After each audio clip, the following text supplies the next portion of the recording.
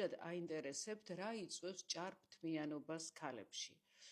განსაკუთრებით ახალგაზრდა ასაკში აქვთ უფრო მეტი თმა და ისეთ ადგილებში, სადაც ის არ უნდა იყოს. მაგალითად, მუცლის თეთრ ხაზზე, შეიძლება იყოს სახეზე, ქვედა ყბაზე, შეიძლება იყოს ზურგზე და ასე შემდეგ.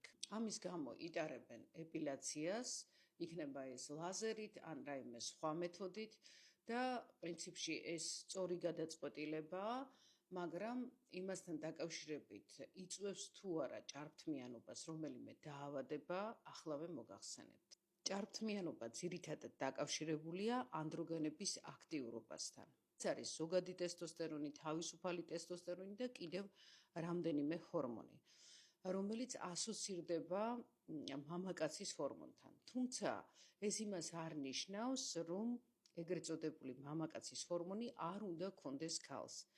ყველა ქალს აქვს ანდროგენები, ტესტოსტერონი, თავისუფალი ტესტოსტერონი, ზოგადი და ეს არის ქალის ჰორმონალური სისტემის ერთ-ერთი მნიშვნელოვანი წარმომადგენელი.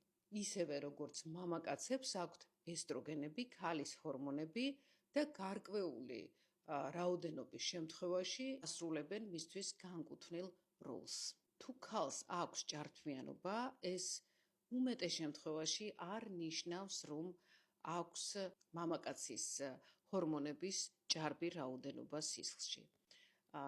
პირიქით ვიტყოდი, რომ უმეტეს შემთხვევაში, აი 99% შემთხვევაში ტესტოსტერონი სისხლში არის ნორმის ფარგლებში. როცა ვაკეთებთ ლაბორატორიულ კვლევას, ტესტოსტერონი არის ნორმაში. ამიტომ ჭარბთმიანობის მიზეზი ქალებში უმეტეს შემთხვევაში შეიძლება იყოს არა ანდროგენების რაოდენობა სისხლში, არამედ კანის გარკვეულ უბნებში ანდროგენების მიმართ მომატებული გრძნობელობა. თუმცა აქვე აღვნიშნავ, რომ გარკვეული რაოდენობით თმიანობა სხეულის სხვადასხვა უბნებში ხშირ შემთხვევაში არის ნორმალური. მისი მოჭარბებული რაოდენობა შეიძლება იყოს დაკავშირებული გენეტიკურ თავისებურებასთან. როგორ მკურნალობთ ჭარბთმიანობას? პირველ რიგში უნდა გამოვრიცხოთ სხვადასხვა ენდოკრინოლოგიური დაავადებები, რომლებიც იწვევენ ჭარბთმიანობას. მაგალითად, პოლიკისტოზური საკვერცხეების სინდრომი, რომელიც ყველაზე ხშირად არის ჭარბთმიანობის მიზეზი. ასევე შესაძლოა იყოს თირკმელზე და ჯირკვლის სხვადასხვა დაავადებები და მძიმე ჰორმონალური დარღვევები. თუმცა რაიმე სახის მძიმე ენდოკრინული დარღვევის დროს მხოლოდ ჭარბთმიანობას არ ექნება ადგილი. მისი კლინიკური სურათი გაცილებით უფრო მძიმე და მრავალფეროვანია.